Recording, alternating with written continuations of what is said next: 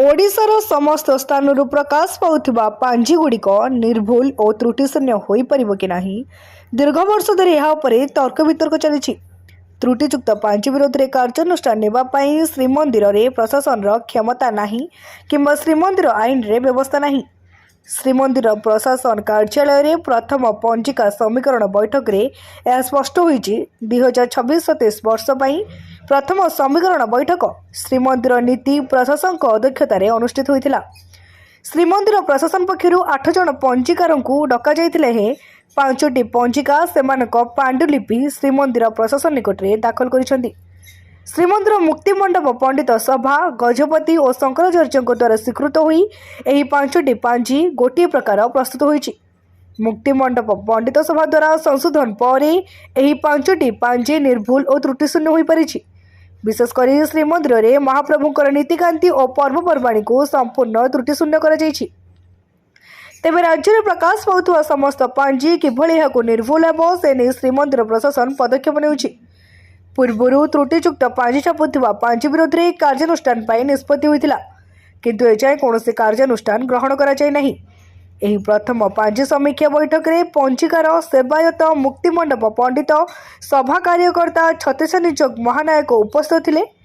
श्रीमंदिर प्रशासन पक्षर पंजिका त्रुटि सुधारिबा एवं पर्वपर्वाणीर विभ्राट रोकिबा पई बैठक में आलोचना होईछि। विभिन्न पांजी मध्य समन्वय रक्षा करने को एही बैठक में गुरुत्व दिया जाइछि।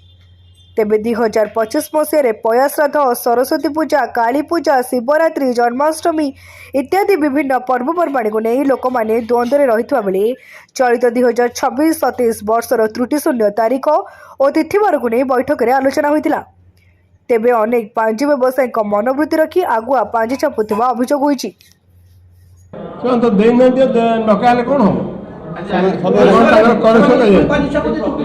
शुणु पांजी छापिले संविधान सेमती किसी ना कि कौन छापिले किसी दंड दि जदि जड़े लोक 3-2-8 कह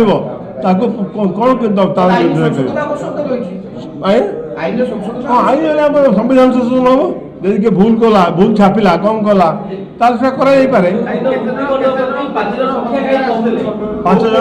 5टी पंजिका आसते छोटा हूँ बर्तमान राधारमण कोहिनूर अरुणोदय जीएन त्रिपाठी भाग्यवती आमर ये 5टी पांजिकी संशोधन कराई मुक्तिमंडप परिसर सर्टिफिकेट दि तेणुक आम आज भी से विषय मीटिंग उठेलु।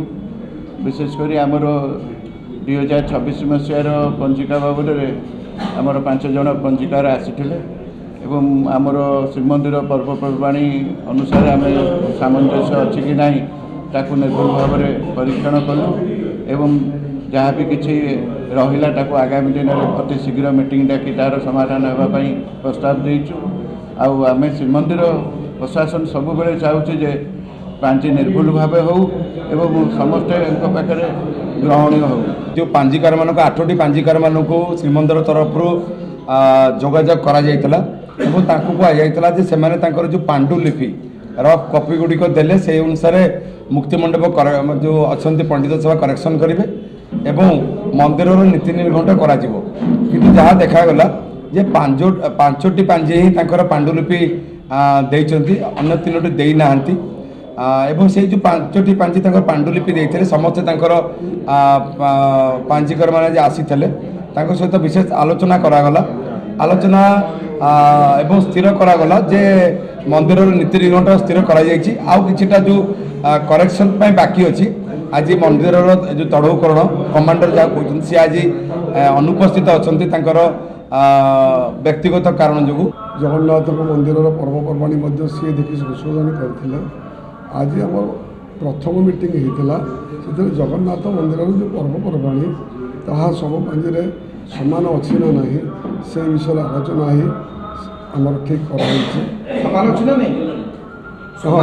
सब सामान अच्छी आमर केतेक पंजिकार मैंने अनुमोदन पत्र न नहीं संशोधन न करी व्यावसायिक दृष्टि से पांजी छपे लोक विभ्रांत कर आम ए मध्यम जनसाधारण जनाऊँ मुक्तिमंडप पंडित सभा द्वारा अनुमोदन लाभ कर श्रीमंदिर प्रशासन द्वारा अनुमोदन लाभ कर जगतगुरु शंकराचार्य द्वारा अनुमोदन लाभ करथिबा सर्वोपरि गजपति महाराज द्वारा अनुमोदन लाभ करथिबा स्वीकृति लाभ करथिबा पंजिका को आपण माने अनुसरण करंतु। ब्यूरो रिपोर्ट तीर्थक्षेत्र लाइव।